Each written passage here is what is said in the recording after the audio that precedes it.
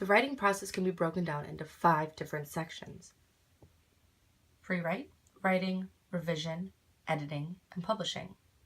These 5 steps can ensure that your paper has a cohesive plan, idea, and is structured well for your readers. Pre-writing is the first step in the writing process.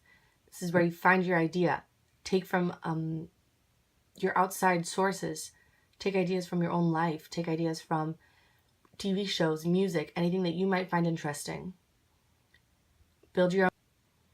Next is to build your own idea. This means to build on the idea that you found interesting for your own paper.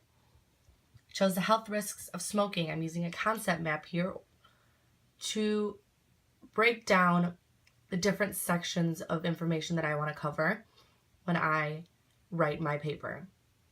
You see I have health risks of smoking in the middle, and from there I branch off to the physical appearance, to cancer, the money, and I have different subsections within those sections to make it easier for me to break down my paper. Finally, I'm going to Next is to plan and structure. This is where I choose what my introduction, body, and conclusion will be. The introduction is important because you have to find the right opening statement to grab your audience's attention. The body needs to be interesting as well because it needs to keep the readers hooked all the way to the end of the paper. And finally, the conclusion needs to wrap up your ideas and bring yourself back to that beginning introduction, your thesis statement. Next is the writing section. As you can say, this is only your first draft.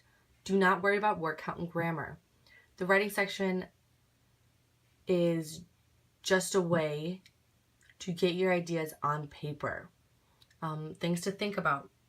Remember, even the greatest writers produce multiple drafts before they finish. So do not try and squeeze everything into one draft, one paper. Think of this stage as a free writing exercise, like I stated before, just with more direction. This means that, yes, you have your ideas planned out, but that does not technically mean that you know exactly how you want to write the paper. And pick a time and a place to write that will eliminate distractions. This will allow you to really focus on what you want to write about, what you want your story to be about. The next step in the writing process is revision.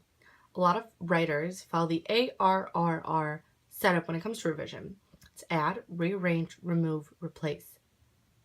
The third step in the writing process is revision. A lot of authors and writers use the ARRR steps to ensure that their revision is as helpful as possible. You add, have you given your readers all the information they need to make sense of your story? Rearrange, would the plot be better served if some of the events happened in a different order? Do you have to remove anything? How is your word count now? Are your readers experiencing information overload? And 4, replace. Do you need more vivid details to help clarify your work? Is one scene contradicting another? The fourth step in the writing process is editing. Check for repetition, clarity, grammar, spelling, and punctuation. Here is an example of what editing will look like. After years and years of smoking cigarettes, the woman finally decided to quit. Her lungs were weak and her teeth were yellow.